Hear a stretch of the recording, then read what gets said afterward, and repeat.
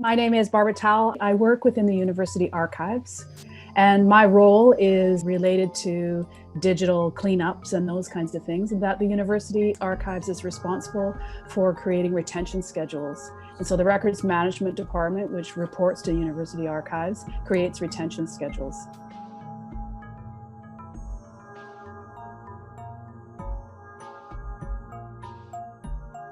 And I think it's important that we specify that we're talking about data, but primarily we're talking about records that are created within systems. Email overload is a problem throughout the university. There's no doubt about that. And working at home arrangements with COVID-19 have only made that worse. Transitory record, which includes emails, is a record of temporary usefulness that is used to create another record. So a draft, once the final is produced. The draft is an example of a transitory record. But there's more than that. So there's also back and forth in email, setting up a meeting, for example. There's mass emails from listservs. Those are also examples of transitory records. Records where I've been CC'd and I'm not the main actor. In the email, I was CC'd for information only. Those are examples of transitory records.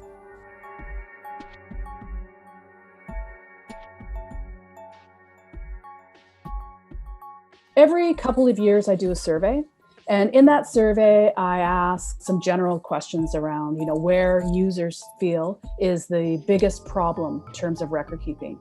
And invariably, email overload is either number one or number two. The first one is typically their share drives are a mess. And the second one is that they have so many emails in a way they don't even know where to start. And there's no unit level governance telling them what they should do with their email. That's the issue, is that it gets bigger and bigger and bigger.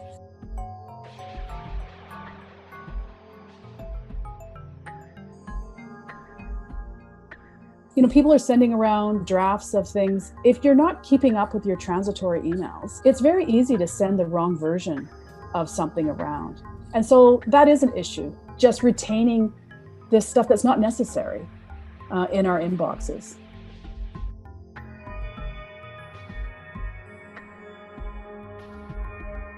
There's two reasons, and one is efficiency, the other one is cost. So it is inefficient to have a lot of emails that are of a transitory nature, bulking up your inbox, your sent items, your junk mail. So that's the first thing, is just efficiency, having all this email in your inbox. And the other thing is cost. It costs the university money for maintenance and backup.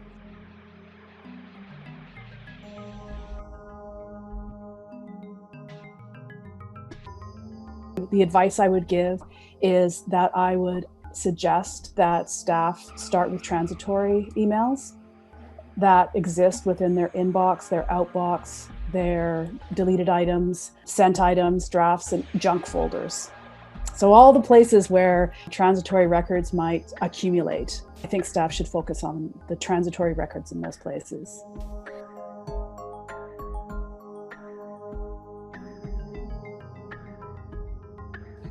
I recommend emptying the trash in email. That's the first recommendation. I recommend really looking at it regularly, making it part of a daily routine. Even the last 10 minutes of the day can really make a big difference in how you get rid of a lot of transitory email and that kind of thing.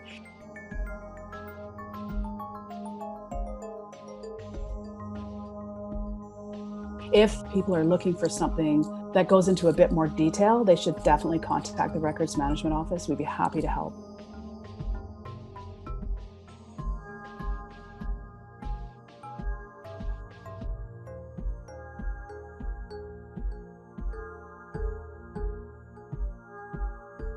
The testimonials we've received is how happy people are, and especially new staff, when they're looking at, let's say, their share drive, is when they have some documentation in place. I've heard many times how happy they are to understand where they're supposed to put information, where stuff goes. And also that in a lot of cases, if they've gone through our process, they don't have folders that are named after individuals. They have folders that are named after functions and activities. So even if you weren't absolutely clear on something, you might understand the function of something, right? If it was a payroll or something like that, you would know that that's a finance area, but you wouldn't necessarily have to go and look for whoever it was that was responsible for finance, or email that person a financial record associated with finance, right? So we're trying to reduce that, trying to have the shared drives reflect the functions so that retention schedules can be more easily applied to those functions.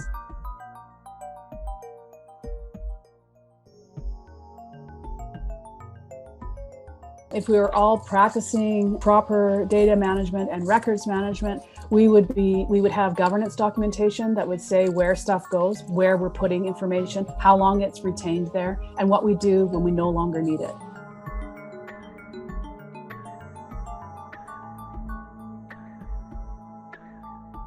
So the email retention working group is focusing on just this problem.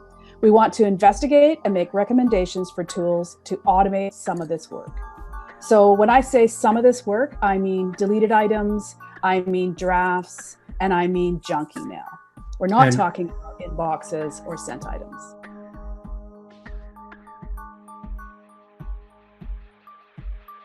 We're hoping to help people with the burden of having to go through and look at item by item transitory emails. In terms of email, I hope that we can really make the best use of all the automation tools we can so that it isn't up to the individual to go through their email and get rid of things one at a time. That can be difficult. And at the same time, I want users to feel confident that we're getting rid of the right kind of information. So there's no doubt we need to have a really robust communications on this whole automation piece.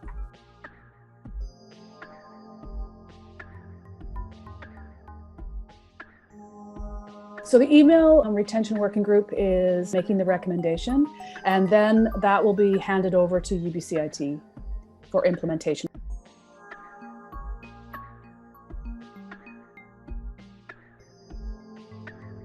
Best place to find out information about what we're doing with the email retention working group is to have a look at our website. Any updates will be presented there.